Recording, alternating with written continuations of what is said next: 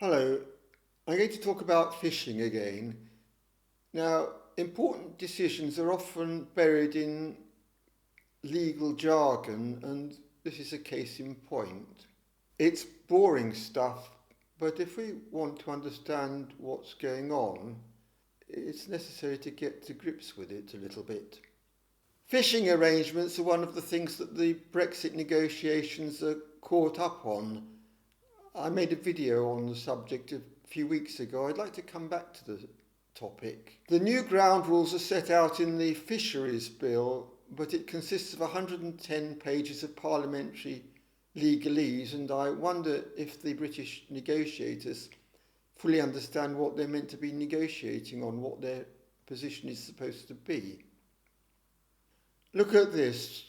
It's a kind of formulation that obscures rather than clarifies. I wonder if even the person who wrote this understands what it means and could explain it clearly. Power of Secretary of State to determine fishing opportunities. The Secretary of State may determine for such year or other period as may be specified in the determination, A. the maximum quantity of sea fish that may be caught by British fishing boats, and B. the maximum number of days that British fishing boats may spend at sea. That bit's all right. This is where it gets difficult, though. A determination under subsection 1 may be made only for the purpose of complying with an international obligation of the United Kingdom to determine the fishing opportunities of the United Kingdom. That needs quite a lot of thinking about. The bill seems to have started off on the right track. The fisheries objectives are a clear statement of a good intention.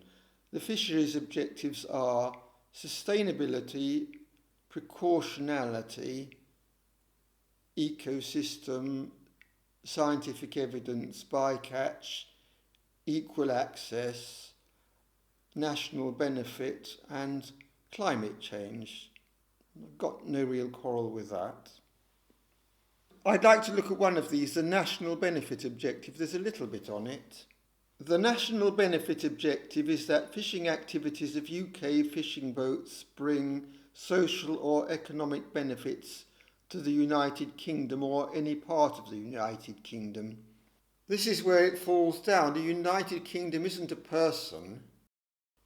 It's not British fishermen. It's certainly not the owners of fishing boats registered in the United Kingdom. Who is it? We're talking about a national resource. It doesn't belong to any particular group of people. It belongs to the people of the United Kingdom as a whole.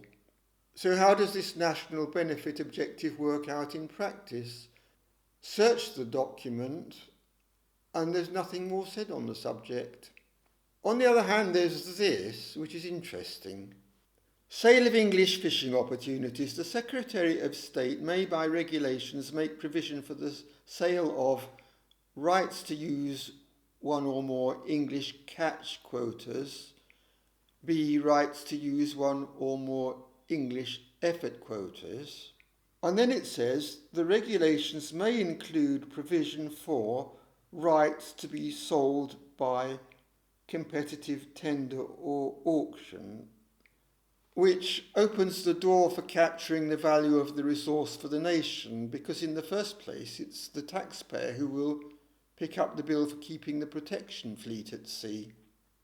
The body responsible for all this will be the Marine Management Organisation, which is apparently a body under the control of the Department for Environment, Food and Rural Affairs, DEFRA, which means that the responsibility has been taken over by Whitehall, or Marsham Street, actually.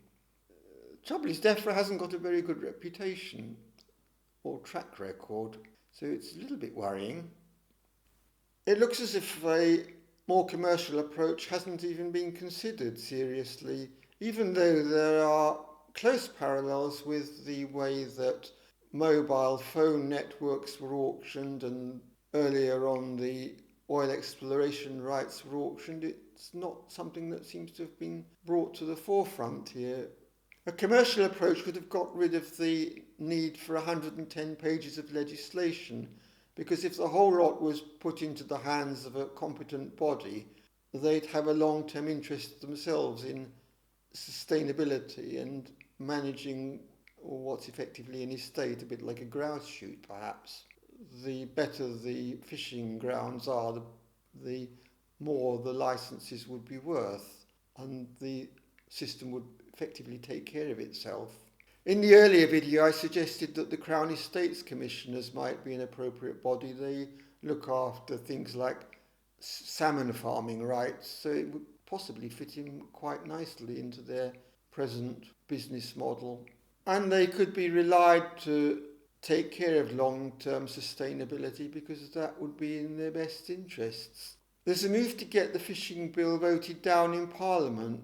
That's an initiative by Remainers, and I'm not generally sympathetic to the Remainers' point of view, but I think in this case it would probably be a good thing if it was voted down and the bill torn up and a fresh start made on dealing with this in a way that looked at what's effectively the collection of a resource rent. That Marsham Street were allowed to hold on to control points perhaps to a failure in political management. And if a new bill can be brought forward, it needs to follow, I think, the model that was adopted for the allocation of radio spectrum is the closest parallel. In other words, it's commercial, there's a sale by auction, regular sales. We're talking here about long-term stewardship, and I wonder why this approach hasn't come to the fore. There's been very little discussion of it at all.